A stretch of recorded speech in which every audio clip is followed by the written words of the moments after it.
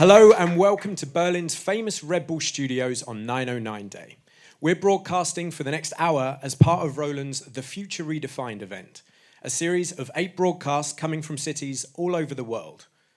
For over 4 decades, Roland's instruments have helped artists establish new genres, perform live to millions, and produce the music we hear every day, on the radio, at home, and at festivals and venues around the globe. Well, today we push forward once again as we unveil the next wave of Roland instruments that will help shape music as you know it. Over the next hour, we'll be hearing from a guy called Gerald, Matthew Johnson, Juan Atkins, DJ Pierre, Paul Hartnell, and Ian Pooley, who will be talking about their Roland history, their life in music, and of course, their first impressions on the latest Roland releases. So sit back, relax, turn up the volume as we kick off with the welcome return of 3 much-loved instruments.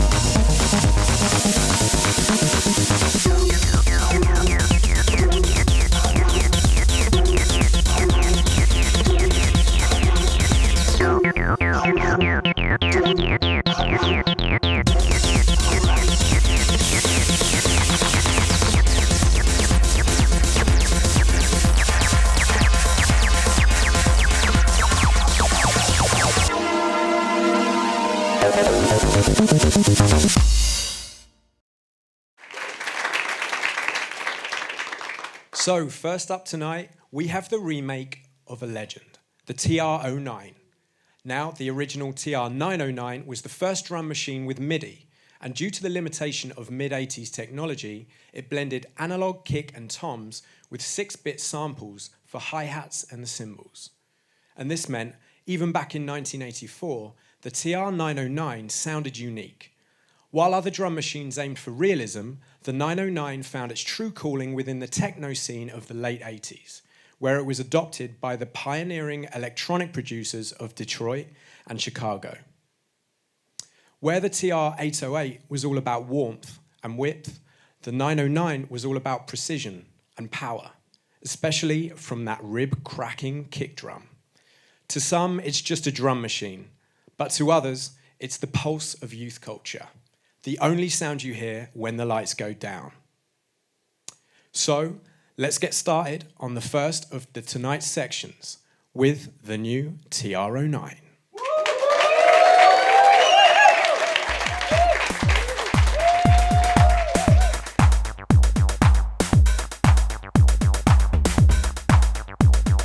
The 909 for me was a really interesting situation. I'd actually saved up some money and I'd got an 808, and I was doing this cutting and scratching and with this. I bought a record by Mantronics, and I was like, oh my god, what's that on the cover? I think he was cartoon drawn, but he was in with his Kangol, walking into the party, I think, with a 909, and I was like, 909, is that the next one up from the 808? Oh my, So I went on a hunt, you know, back down to the music shop.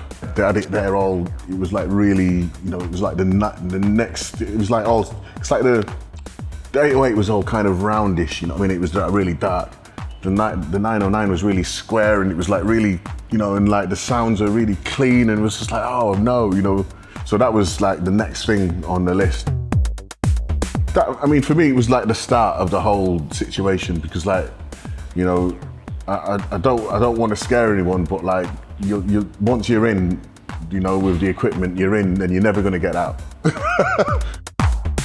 With the 909, there was an internal sequencer. Also, with the 909, what you couldn't do with the 808 is you couldn't swing. So the 909 had this swing thing, and you could like program this internal sequencer to make tracks. Or like I used to do B lines with it, and so like the B line then would be tied in with the drum. The original Pacific State, there's a track called Pacific State I did with 808 State, and the original bass line I did with the swing on the 909, then used the drums from the 909 to beef it up to program around the bass line. At the time the track was called Day Ride, but we flipped it and called it, well, they flipped it and called it Pacific State later on, which was more luxurious. It's a phenomenal machine. I mean, like to see it this size, I want to be on the bus now, like, you know, because it's got batteries doing a beat. I'd love to put that in a carry case, stick my headphones in. Actually, does it have a, yeah, it's in and out. Oh my God, so I could have like both of them in a case, MIDI together, audio together, just one headphone out. Oh, I'll see you guys later. I've not even looked really, I've not even looked yet. I'm still blind with excitement. Like there's been like 1,000,001 clones out, but I've not seen anything that looks as beautiful as that. That's mental.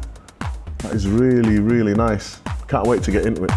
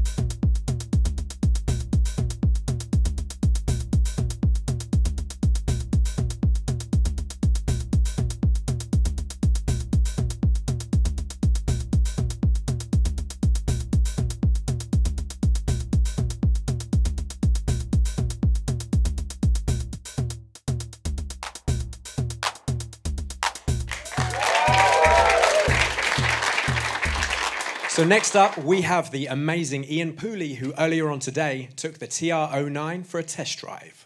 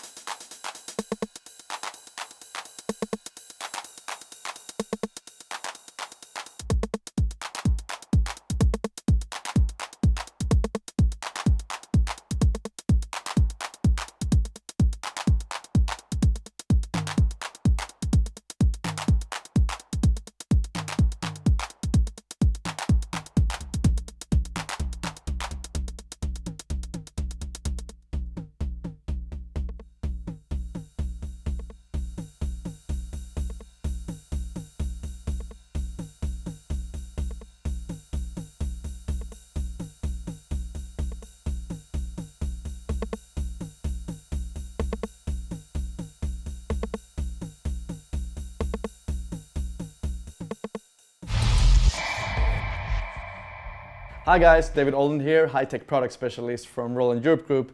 Today on 909 Day, I'm very excited to appropriately show you the new TR-09.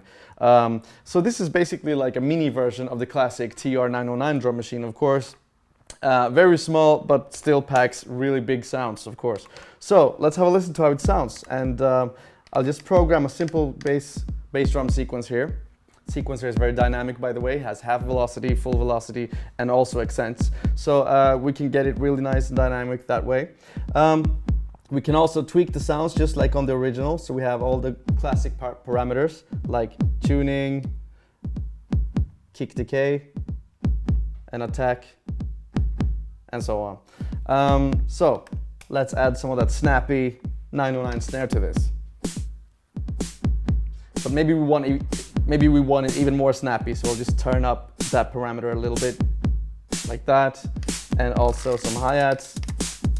Again, make them nice and dynamic with a full and half velocity. And also now I can also show you the new hi-hat cancellation feature, which basically means if I put an open hi-hat on top of a closed hi-hat, it will actually cancel out the closed hi-hat automatically. So it's very easy to get the hi-hats moving that way. Another nice quirk is we also have 32 note syncopes, which basically means if I choose, for instance, the hi-hat again, I'll hold the enter button, then I get all the 32 note syncopes. So it's basically shifting the pattern to the right. So now I can easily get the 32 notes in, even though I'm still in 16th note scale. We also have real-time recording, or tap recording as we call it here. So I can just easily play these pads like a little drum kit. Add some rides. Maybe we want to tweak the sounds a little more again.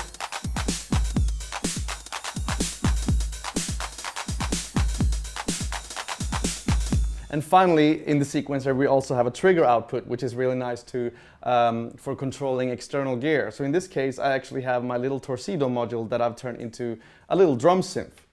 It sounds like that. I can easily now trig this with the trigger output. And so basically I'll just choose the separate trigger output channel with the instrument select, and now we can sequence something.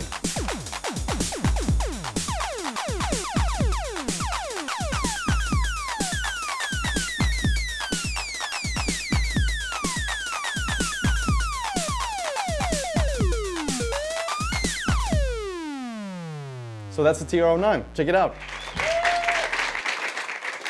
Of course, we couldn't just update the TR-09. How about its partner in crime? The original TB-03 is a machine like no other, and it defined the acid house movement of the late 1980s. Widely misunderstood at launch, the true revolution began several years later when electronic music producers rediscovered the quirky box, unleashing the hypnotic sound that captivated a generation. The TB-03's appeal lay in the pattern sequencer and the filter. And when combined with the cutoff and resonance knobs, the 303 begged to be played and tweaked. And while we may never really fully understand why the 303 sound makes people want to dance, there is no denying its ability to get the party started. It just works, even after all this time. So, please welcome back a guy called Gerald and the new TB-03.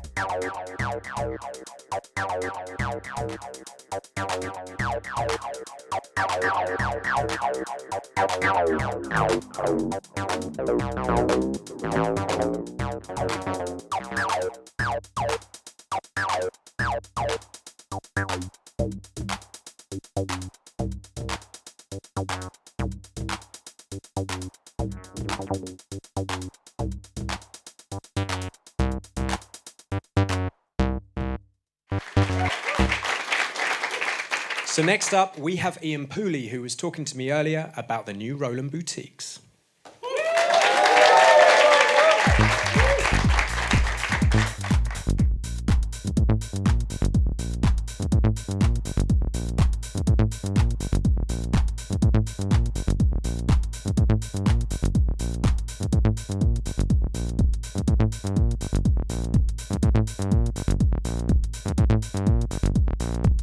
I can see both of these units, like the TR-09, the TB-03, would fit perfectly to my setup, what I'm using already. I mean, I had the 909 since, the original 909 since 1989.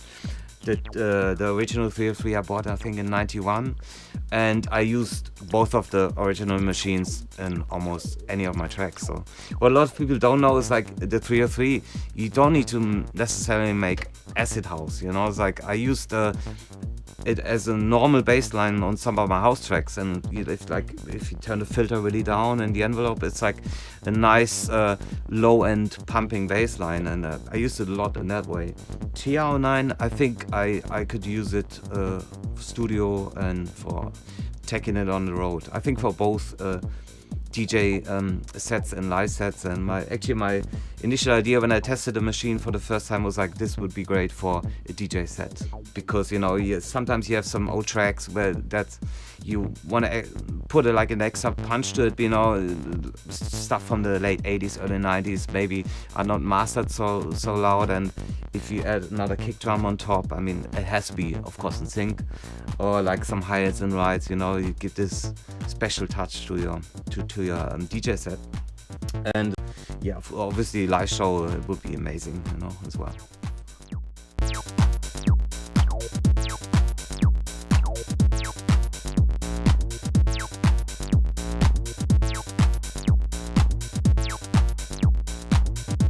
For DJ set to make your sound more unique, it's for sure it's a nice thing to bring this along video. You know, it's easily you can take a video in any bag, and yeah, just to kind of blend things in. You know, that's kind of the technology makes it possible these days. You know, kind of to put this together like a mixture of like a mashup of like a live show and a DJ set. I think it's like, because DJs these days, they're all producers anyway, so they know how to handle the machines. And I mean, one of the pioneers was Jeff Mills, for example. He was always doing that, and I think it's nice, you know. Like, my idea would be also, that would be nice, would be to play a set, and in the middle you just play only 909 for 3-4 minutes, and then you go back into the tracks or something like this, you know. That would be really nice for sure.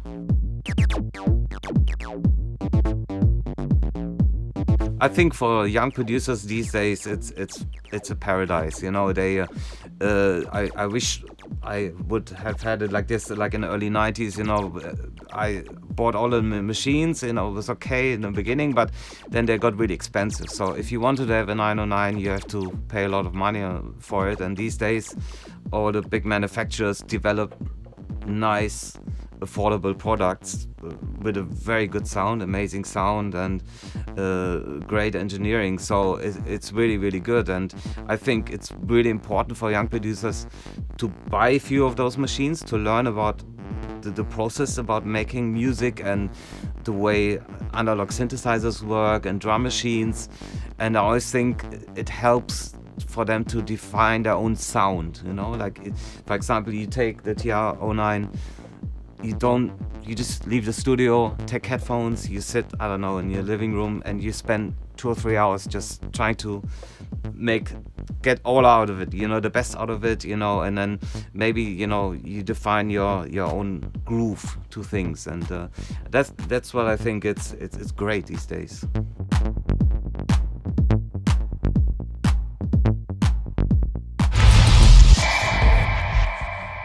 Okay, welcome back, guys. Now we'll have a look at the TB-03. So, as you probably can guess, this is kind of a remake of the TB-03 with a few important differences. We have some new functions, we also have a clear display here and so on. And very importantly, because the original TB-03 was notoriously difficult to program, this can be programmed differently if you want to, but we also have the original 303 mode in this as well. So, different approaches there. Yeah, let's just try to sequence something. I'm now in the simple mode, or as we call it, the step mode. So I'll just put some notes in here.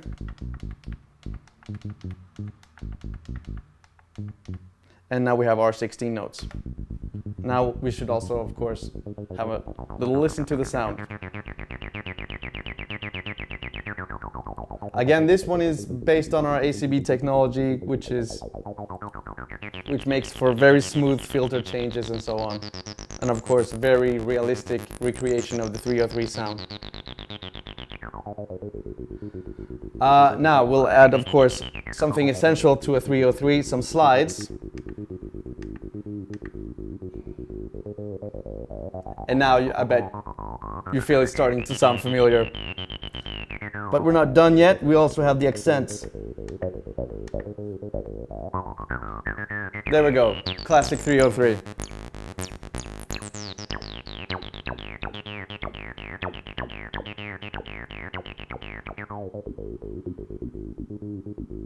Okay, also we have of course the classic waveforms, so we have sawtooth and the square wave as well. So we're in sawtooth now, and now we'll have a listen to the square wave.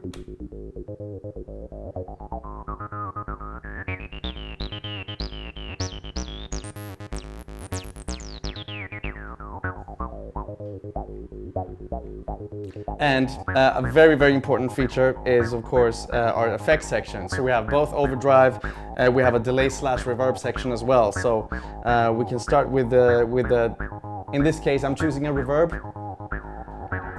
We can change the time and the level in real time. So we can go from really drastic down to sort of normal level.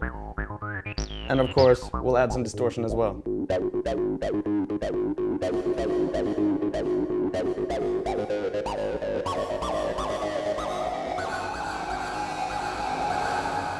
And finally, we also have a CV and gate output on this. So I'm going to use my little EFX module again and just send the gate output into my second input of the Torcido.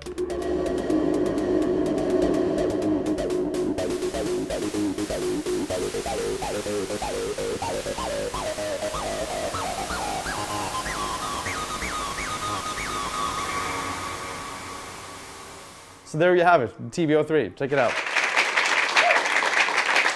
The final part of today's trio of Roland boutiques is the VP-03. But what about its older brother, the original VP-330?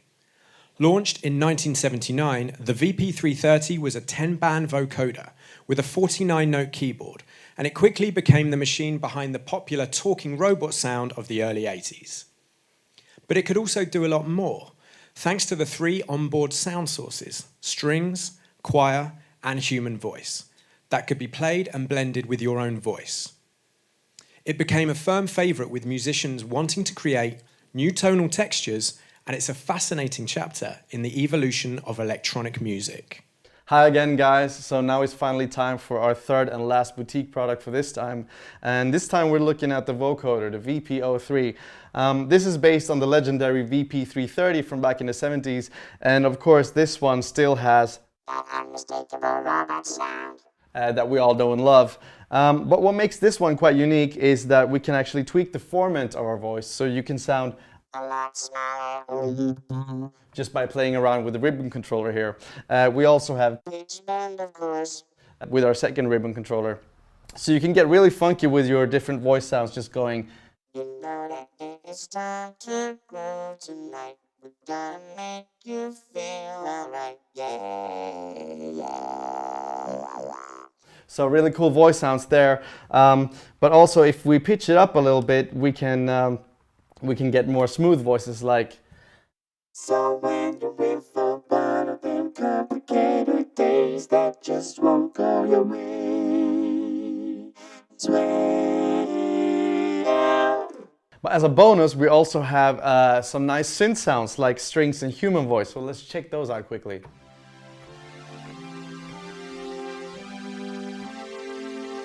So it's more of a vintage kind of string machine type of strings, and human voice, vintage sound again. And of course we can play all these together and even add the vocoder itself.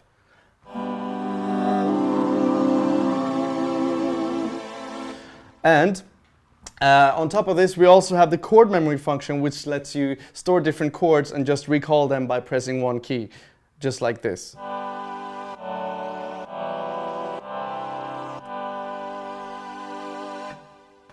And finally, we also have a really interesting step sequencer. And what makes this one extra interesting is that you can actually record audio into the sequencer too.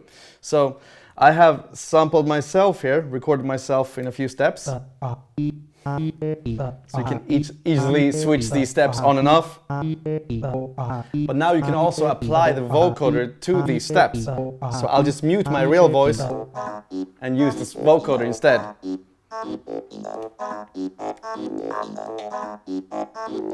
Tweak the format.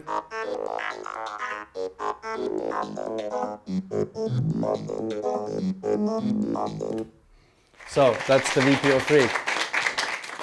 So the new boutiques really come into their own when connected to other production gear like Ableton. And here's David Arlen again to show you how it's done. Okay guys, for my final slot tonight, I want to have a little jam with my boutique series together with my DAW, which in this case is Ableton. So I'll be playing around with different parameters that actually control things happening in Ableton at the same time as they're controlling their own internal parameters. I will be recording some CC loops with the TB-03 and also recording some audio with the VP-03 at the same time. So that's it for me guys. Thank you very much for listening and enjoy your evening. Cheers.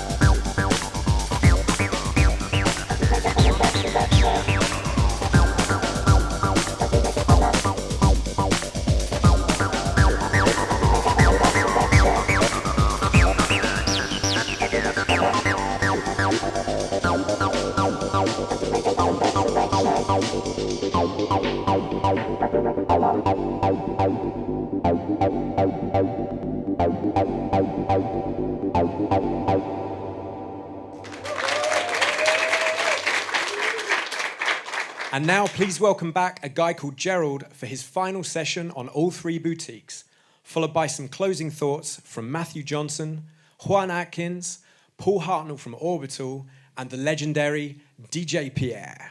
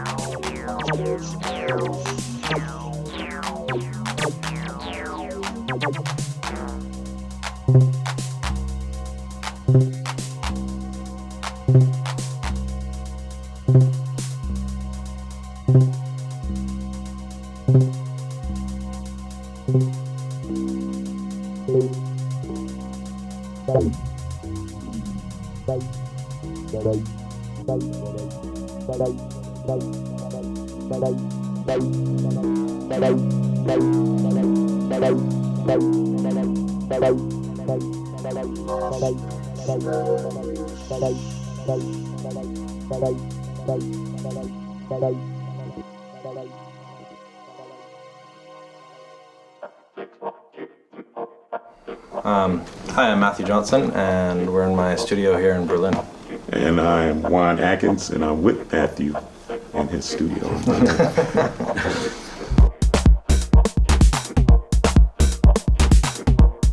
My production usually starts if I have a melody in my head or some bass line or something like that. If I don't have anything in my head, usually I'll start with a beat, and then as that kind of develops, then usually some kind of bass line or something like that will pop into my head. The creative process actually does, in a lot of instances, start with a drum machine for me. You know, I'll play around with a pattern, and then I'll spin a bass line off the rhythm section, which is bass and drums, drum and bass.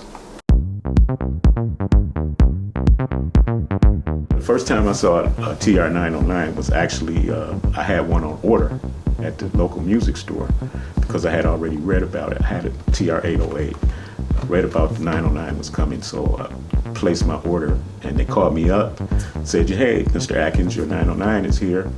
And I went to the store and I saw it there on the counter. The year that I saw that 909 was 1983. Yeah. I had to be the first one to actually have one in Michigan, in the U.S. probably. First time I saw TB-03 was in Vancouver, I guess. Some guys that I started playing live with, they had one, and they were doing like crazy acid stuff with it, and distortion all over it and everything. It was crazy. For me, I just like the sound of the filter, you know, and I like the sound of the way that the portamento and the slide work. I don't really use it so much for like that 303 sound, like with all the resonance and kind of tweaky stuff. I actually just like it more for sub bass and kind of bubbly stuff in the bottom end. Oh, I really like the way they sounded, especially the drums, because they define a lot of the sounds. Those are the classic sounds. I mean, mostly up to you and your pros back in the States, I guess. I think Detroit kind of brought the 909. Well, although it's synonymous with Chicago as well, but they kind of bought the machine from us. Actually, that's another story. I think that the Detroit, what made the Detroit sound kind of famous was that 909 drum machine. It's the sound. It's the sound. As a matter of fact, I would love to meet the person who developed the sounds for those machines, because that's the most important part of it.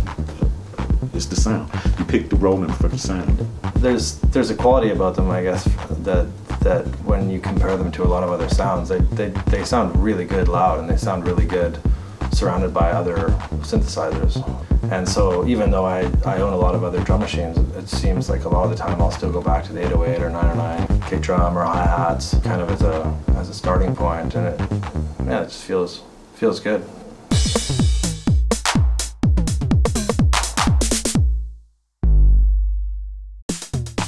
What's up? This is Kenny Dope, and I want to wish you guys a happy Roland 909 day.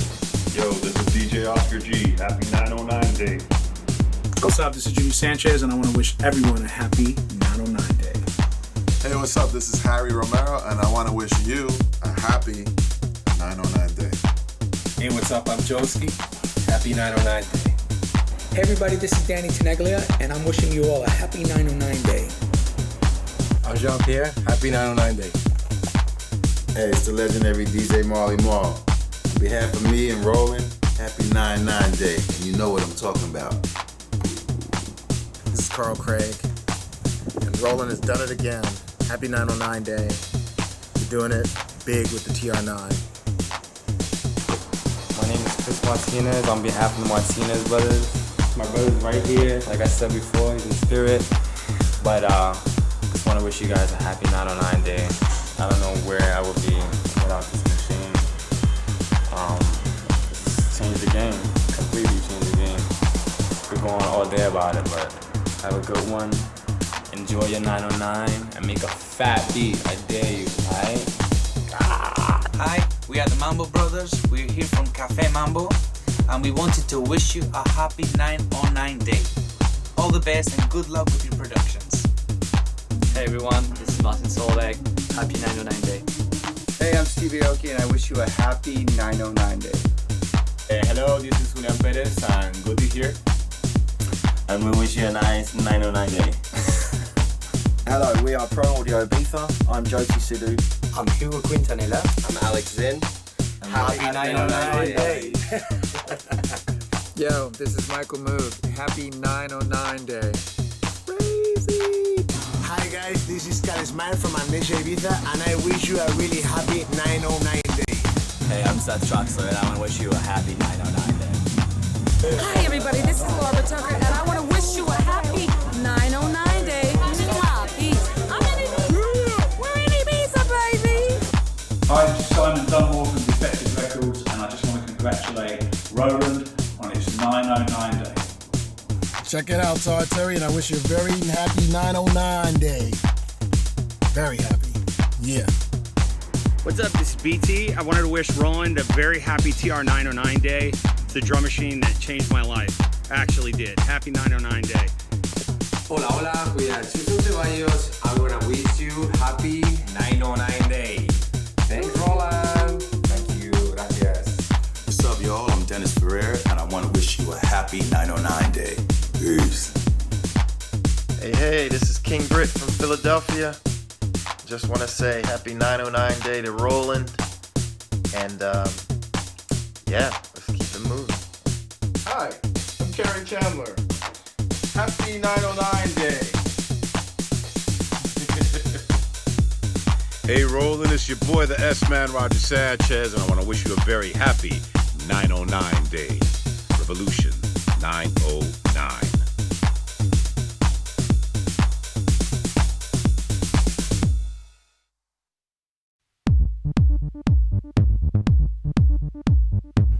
I think an important aspect of the 909, the 303, and a lot of the early Roland gear was it became affordable, and that was part of the catalyst that caused house music to happen.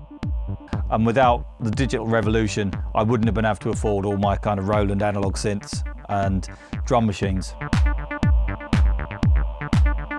Originally, I brought a 909 because it was cheap, because everyone wanted digital drum machines. What I noticed is the music I was listening to was full of 909s, and I realized that was happening all over the world. People in suburbia, people in Detroit, people in Chicago, and all of a sudden we were all using the same second-hand gear. And I think that's a lot to do with the sort of the original sound of house music and the sort of revolution that happened. That equipment came into the hands of the people. My first encounter with the 909 was when I saw they were available at Soho Soundhouse. So I just thought, well, it's a Roland drum machine, it's a 909, it sounds bigger than a 707. Took it home and then quickly realized it had a real punch and a real kind of power that went hand in hand with samples, and the two worked together beautifully. And ever since, it's been a sort of match made in heaven for me, sort of analog drum machines and samples. It's a beautiful thing. I remember seeing 303s and totally ignored them, and all the second-hand shops up and down Tottenham Court Road. Everyone was saying, oh, this is the new sound. And I thought, yeah, I don't know, I'm not a big fan. Then I heard Slam by Future and I was in. It was like, oh, yeah, now that's the sound. Phil, my brother, went out and bought our first 303 from a guy working the sort of working man clubs and using it as a, you know, what it's originally intended for, as a bass backing track for him playing Pet Shop Boys songs. I think my brother had to sit through the whole of West End Boys and West End Girls when he bought it second hand. This guy was showing off of what he could do with it and had obviously no idea what we were about to do with it. So we ended up buying two, we loved it so much. That's essentially the sound of all this gear, you know, and then you realise that you can plug an SH-09 into a 303 through the CV and gate, which I've been really impressed to notice that's still on the front panel of the boutique. And you end up with this absolutely monster sound of the 303 and the SH-09 running together, which again is a very early orbital sound. That's something that we used to do all the time. To me, you know, the 808 is the sound of hip hop and electro and things like that, but the 909 is the sound of house music.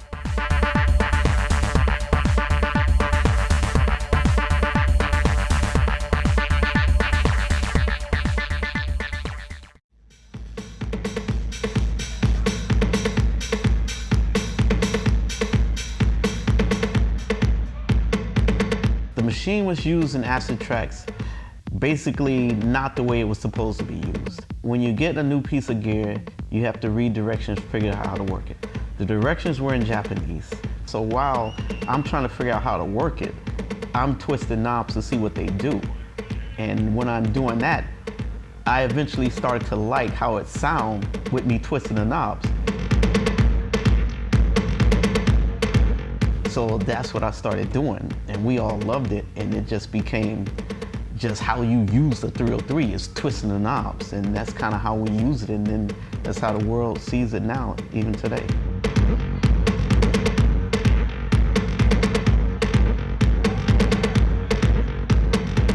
First initial reaction to the TB-03 is that I love the way it squelches. I loved it. You ever see something and you just don't really know what to say, but you immediately want to get your hands on it? Right now, my mind is still on that TB-03. I just want to fix what I started. I'm ready to just really program some crazy dope asses in it.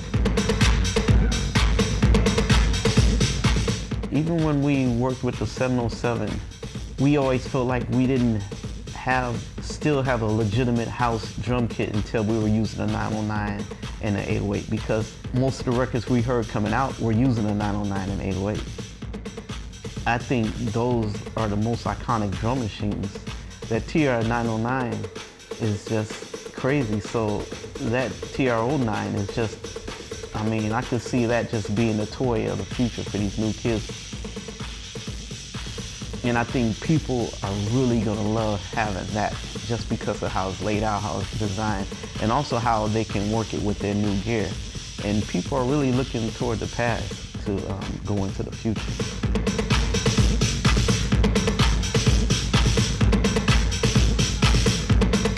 I think these drum machines and electronic gear, basically outboard gear in general, is going to be more interesting for these new kids coming in because they're used to working with computers and stuff. This is going to be a new thing to them. So absolutely, I think they're going to be interested in getting into this kind of gear. The way the TB-03 sounds in comparison to the original at this point, without even having headphones or in the studio, is, I think it sounds even rougher than a TB-03. It feels like it has a little roughness to it, a little even, it just has that gritty, slight distorted sound in it, which is really what I loved about the 303 in the first place.